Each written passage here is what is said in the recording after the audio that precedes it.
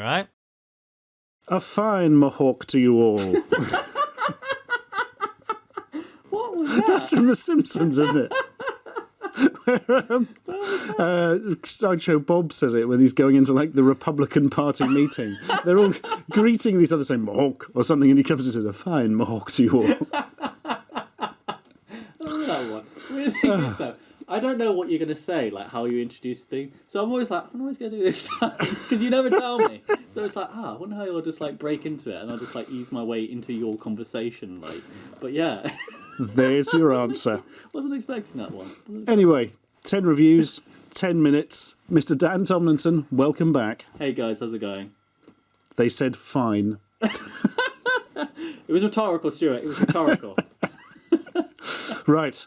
So the setup is, if you haven't seen one of these before, go and watch them. There's loads of them. This is like 12th or 13th or 519th. I remember, and this was quite a while ago, we were like, oh, this is season 2, baby. This is oh, yeah, two. this is like number 11. It was actually number 12 or something. We were totally fucked up. Yeah, I was like, oh, this is season 2. This is going to be great. This will be great. We're on a roll now. It's the new year. And I think that was like 2 years ago. Yes.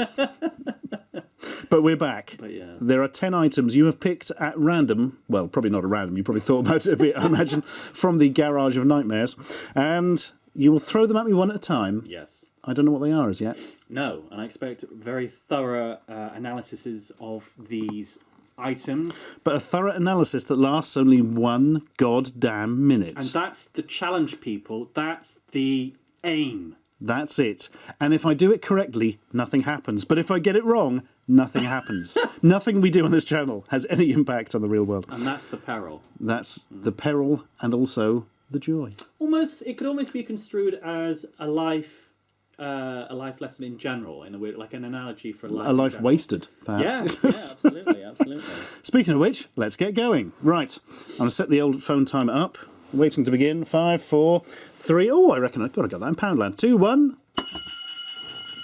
It's Pac-Man. This was from Poundland, or Pound World, I think, actually. Yeah. Pac-Man and the Ghostly Adventures. I don't know if that was a cartoon or a game or a suppository. I've got absolutely no idea. He never meant that much to me, like growing up or really anything like that. But I mean, was he quite a big part of your childhood or anything? I remember being obsessed with the Pac-Man machines when I was very young. Yeah. And I remember... Oh, apparently it's something to do with the mobile phone, maybe. I'm not sure. And I remember there being a cartoon where the ghosts would go, power pellets, like that. Anyway, we need to look at this toy, because we've only got 25 seconds left. From the looks of it, he appears to be, I don't know, is he like saying R for the doctor so they can check his teeth, which he doesn't have? Yeah. Or he just looks sort of vacant and weird. Is it an official thing, or is it? It is entirely official. It was a slight articulation, which surprises me. Other ones in the sequence include Metal Pack, Ice Pack, and Sweet Pack. There's no time to it. Move on. I think this is Sweet Pack with a piece missing. With the bit going into his mouth missing, and that is why it was impounded. Anyway, what the fucking hell is this? It's football. It's a football man, lion creature. Are you a big fan of football, Stuart? You know I'm not, Dan. And I know you're not either, so we're going to struggle on this one. Yeah. So is this is the lion like a mascot of the team? I guess so. 3 lines. Yeah, there's loads of advertising. It looks Zurich, which is some sort of insurance company or a place. Powerade. And trademark British Lions on his arse. And it was very rubber. Oh, God. There's a Stretch Armstrong thing going on, actually. Powerade, is that like Gatorade? It is. It is very much like Gatorade, yeah. You don't really get Gatorade over here. No. I know it as the... Oh, God, I'm stretching a bit. It's Stretch Armstrong, the Lion footballer years. Yeah, I don't know, some sort of mascot thing. Not entirely sure. He's got very shaky hands. I'm very nervous about the upcoming soccers. Yeah, I don't know, really. That was given to me on the book tour, if I recall. What's this? Oh, God, I think this was as well. Giant gummy bubblegum poo. I kept taking this to Barshans to be like some sort of featured in a video somewhere we never did. Giant gummy bubblegum poo. So yummy. Well, it's that emoji, isn't it? Have you had one of these before? I have never. I have no idea what this is. Is it bubblegum? Is it gummy? Is it? I don't know. I picked it up. I don't know. You can't eat it. It's got gelatin in. Oh, wonderful. Yeah, lucky bastard. Right. To be honest with you, if it didn't have gelatin in it, I don't know if I would have a nibble. I don't blame you. It looks quite disgusting. I'm not going to be able to get into it in time. It's got a very potent smell. It smells very sweet. Well, it would do if it's bubblegum flavoured, wouldn't it? We're in. We're in, guys. We're through the looking glass, people. Voiced by Patrick Stewart in the Emoji Movie. There's a fact for you. I like it. Oh. Doesn't really taste bubblegummy. It just tastes very sweet. And it's not... Yeah, it's just a gummy sweet. There's the next one. It's quite small. Not bad. What? It's just there. Oh, God. Yeah. I actually missed it. Yes. Where the bloody hell did you find this? That was with a bunch of other little kind of Pokemon... I don't know if you'd call them... Like, knockoffs, knockoffs, yeah, I guess, a little. Oh, I'd forgotten I had that. My God. Yeah. So this is boxing Pikachu. Pikachu, is it? Plokachu. I don't know. We've decided. I just made that up. He looks like a giant arse with boxing gloves on. Is this an official Pokemon these days, or is it just a complete? No. The problem is there's so many Pokemon now. Yeah. I can remember vaguely the original 151, like Yeah. Hitmonchan and Piers Morgan and all your favourites. Blastoise. Is that yes. right? Yeah. That was like the third evolution of something or other. I've got no idea if it's real. It looks kind of shit and ridiculous. It looks like it looks like they've almost got a different Pokemon and just painted it up like Pikachu or something. I really don't know what that is. And I've dropped it now anyway. Oh my God. Melody Finery Girl. Stylish series doll. Best quality for you to select. To win warm praises from customers, the best welcome gifts for the children, in many styles. Modern and elegant in fashion, to be highly praised and appreciated by public. We're best friends in the big city. May all dream come true. Give you new fell. What? Best quality for you to select. She looks very beat up. Beautiful girl. Give you new feel. Oh, God. She does look great. It's Requiem for a Dream, the doll. Yeah, definitely. Oh, man. She's been on some low-quality skag. She looks really unwell. I've not been watching that one. I've only seen bits and pieces. Oh, it is harrowing. It's properly harrowing. Aronofsky, isn't it? Yeah. Oh, she looks a bit better when you've straightened the head up and she's out, but she looks a bit out of it, it must be said. This is a surprisingly high-quality doll for one of these cheap $1.99 things. It's made out of sort of decent rubber. I find her legs really unsettling. Her legs are... Oh, she's like an insect. What is that? That's not a foot. That's a... It just looks really kind of... I've got a thing about like legs like snapping the wrong way or something. That could easily happen. In fact... Oh, she's mooning us now. I don't know if you can see... Anyway, we've missed 15 seconds of Poe Bobblehead, that famous Star Wars character. So this is an official DreamWorks Kung Fu Panda 3 bobblehead. See the movie. This was sent to me by my agent out of the middle of nowhere, and basically saying, yeah, this may be more up your alley, which I assume means it's a bit not very good. Oh. It's not great. It's not awful. Is that an official thing as well? Yeah, it totally is. There's something a bit off about it. I think they've gone for too much detail on it for the hair. So it looks less like a cartoon character, more like some weird, I don't know, it's an overly textured Gump thing. Also, he appears to have bird feet, which is a bit weird. Made his own pants out of something or other. I don't know. Oh my God! Yeah. I don't remember. I have no memory of these. I've got some Tabasco ones. So those are the ones that we did the jelly bean thing that time. Yeah. Oh God, jelly bean. I think it is that make. The one yeah. That tastes like puke. And yeah. Oh, they were bad. They've got worse since. You'll be pleased to hear. Oh really? Yeah. I remember being impressed that actually it was very much true to what it said. So when it said like this tastes of pencil sharp shavings, it's like really does taste. I can't get the bottom. The thing's got stuck on it. Hang on. Oh. So this is supposed to be draft beer flavoured jelly beans. They're probably disgusting. I cannot get this out. Is it got actual alcohol? There we are. Or is it just flavour? Yeah, it'd be flavoured for the kids. They're very golden, aren't they? Oh, setting up for later life. Setting up for future alcoholism. I'm going to chew it now. Oh, they're horrible. Yeah, specifically non-alcoholic. Oh, they just taste slightly malty and a bit off. I don't think they are off. I think they're plenty within date. Yeah. Like on best before July 2016. Great. Seriously? Oh my God. Oh dear. So this was... Poundland had this bizarre period of having a lot of Donald Trump merchandise. Right. Make America Great Again, cheapo hats, the usual sort of thing. And because I think they thought he was coming over to visit and might be popular. They were wrong on both accounts there. So is that to lob at him? I don't know. It makes no sense. It's just like a soft brick. Make America Great Again? Maybe. Phrased as a question? I mean, what? Is it like a threat? Is it... Yeah, is it to lob at him? Is it to... What? It's genuine... Maybe it's optimism. Make America great again? It's just somebody sounds confused by it. Yeah. It's not a confusing thing. It's You know, the old con man thing of the most completely meaningless phrase that sounds positive that you can put any meaning behind, isn't it? Make America great again. So it's not great at the moment. When was it great? Yeah. What are you even saying? It's never, ever said. Anyway, that's a bizarre and ridiculous thing. And this is a copy of China O'Brien too. Yeah. Did you go in the VHS box? So I saw that in there, and again, I love the title. It's China and it's O'Brien. Breen, sorry. O'Brien, yeah. China O'Brien. So China sounds like it's from China. O'Brien, right. Irish, yeah. And you just again, it's just what it's doing there. It's just melding pots. You know what I mean? It's Yeah. basically it's crossing boundaries where like, These that things never sound crossed. popular. So an 18 VHS. So this is from my Uncle Derek's collection. He died recently, bless him, and I inherited his VHS tapes, so to speak.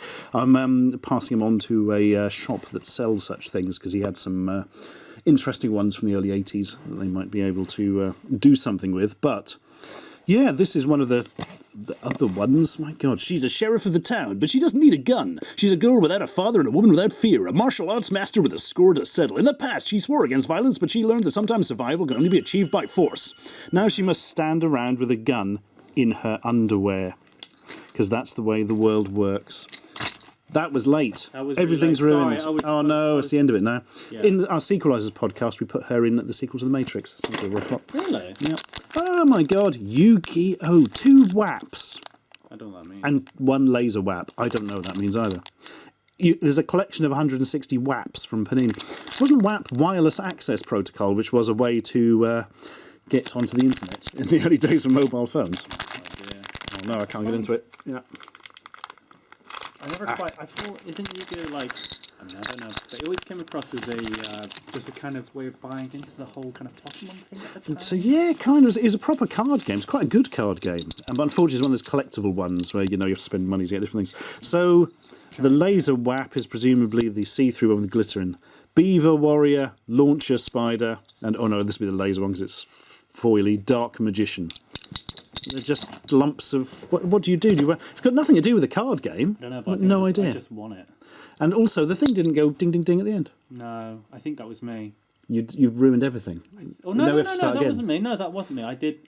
Oh no, it wasn't me. No, I did it right. Well, we'll review the footage later, and blame will be apportioned, and justice will be served. Did you actually ever seen this film then?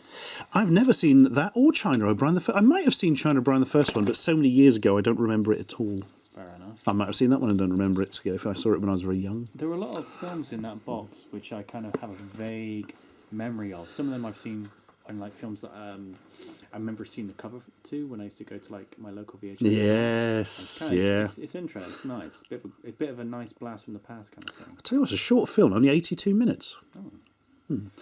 Interesting. It was weird because back in the day, obviously, what we would do was go to the video store and just pick random films up because there was no specific way of knowing what they were for the most part. Unless they were like a big Hollywood or you went to the cinema recently. For the most part, yeah, we just randomly choose that. Oh man, and sometimes the covers, especially the early 80s, could be so misleading. Yeah. I do a stand-up routine about it with a PowerPoint thing, like some kind of cut-price Dave Gorman.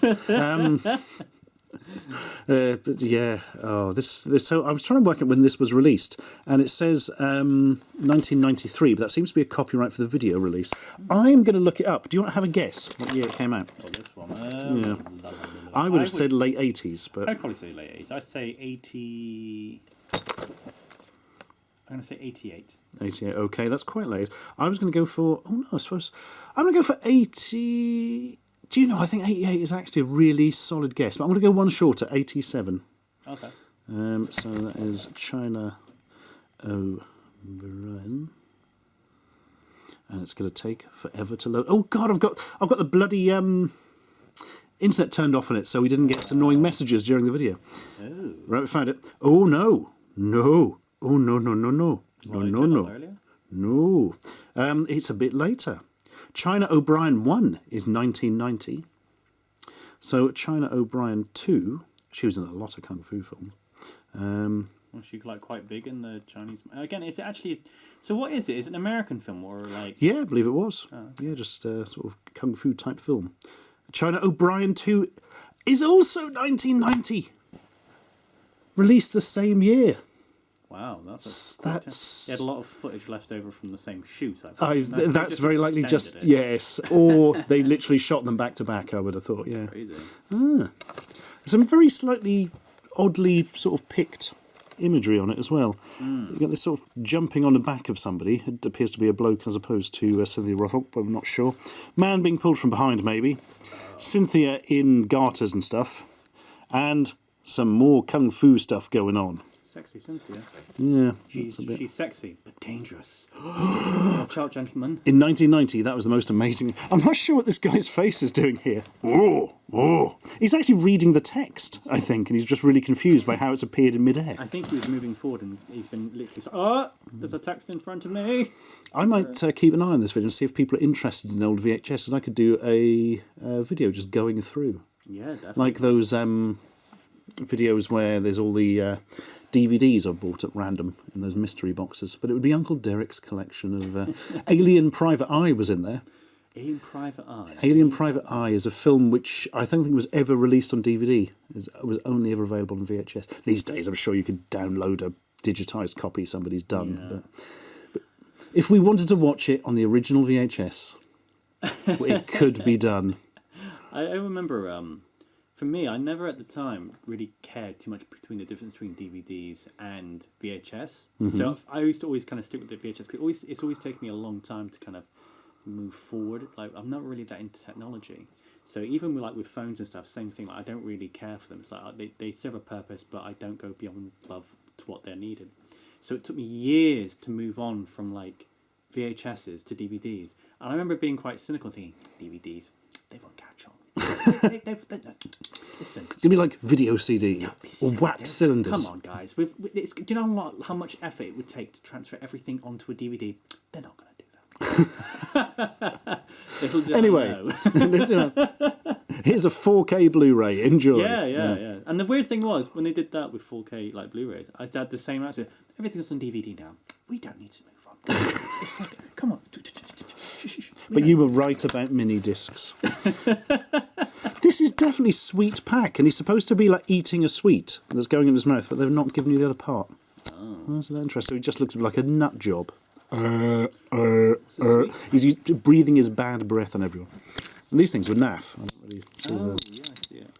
Somebody gave me several packets of those, if I recall. I imagine they're all just launcher spiders. Yeah. I never anything to like the Pokemon or Yu-Gi-Oh, that kind of thing. It doesn't really do that much for me, really. I was a bit old for the Pokemon. I remember buying the first game on Game Boy and sort of playing it for a bit, but I just couldn't get into it. Yeah, I think if I was younger, I'd have thought it was the best thing ever. Well, I was 43 when it came out. So. Well, I remember when I was at school, everybody again being into Pokemon and everybody loving it and everybody going on about, oh, Pokemon, it's so amazing. And I generally used to try and like it because I was like, I wanted to be popular, I wanted to be liked, but I fucking hated it. I thought it was one of the most fucking boring things I've ever seen. It's like, the game's fun though, surely. Again, it's only recently I've actually got into more kind of because they're kind of RPGs, aren't they? Yeah, with the sort of battling system now, which is quite simple, but there's a bit of depth to it, I think. Yeah, only recently I've kind of got more into like. Well, I say that. I mean, obviously I love like Final Fantasy and stuff, but nah, I'm not really for that. I don't really care for.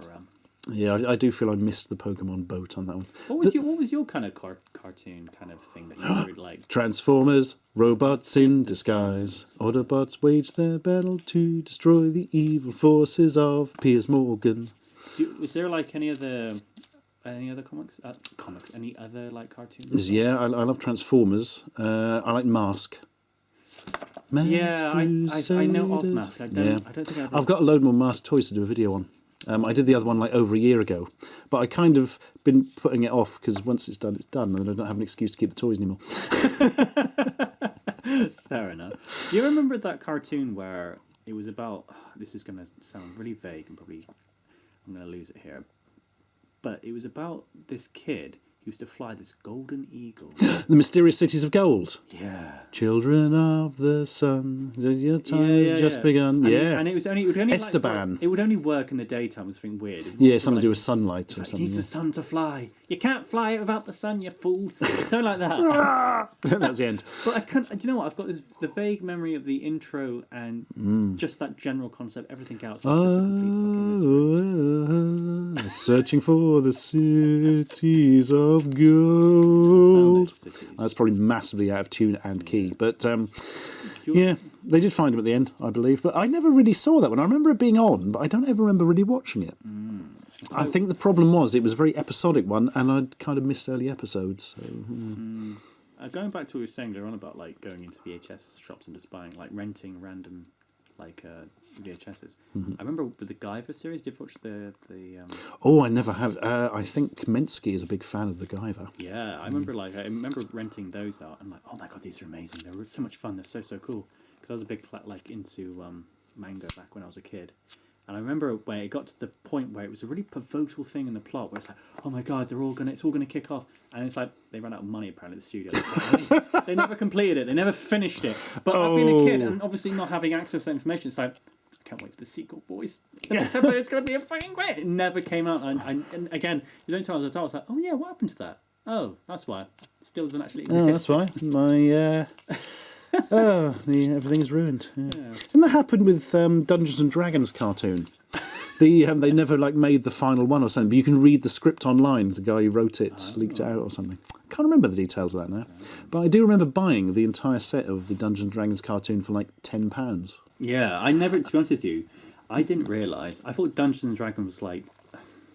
I didn't realise it was so complicated and such a kind of big thing. I've seen like these the manuals and instructions behind them, massive. Oh god, yeah! Things. If you ever played it, oh yeah, it's very hardcore role playing. I thought it was just like a. But the cartoon wasn't. I mean, that just like had a talking unicorn or something. See, I always thought it was just a thing where it's like, oh, we're playing Dungeons and Dragons, like a shorthand for like kids just messing about on the pitch when you're like a little kid, or like oh, we're just playing Cowboys in India, that kind of thing. Where it's like, oh, it's just a shorthand for we're just. I didn't realise it was a whole fucking massive. Oh yeah.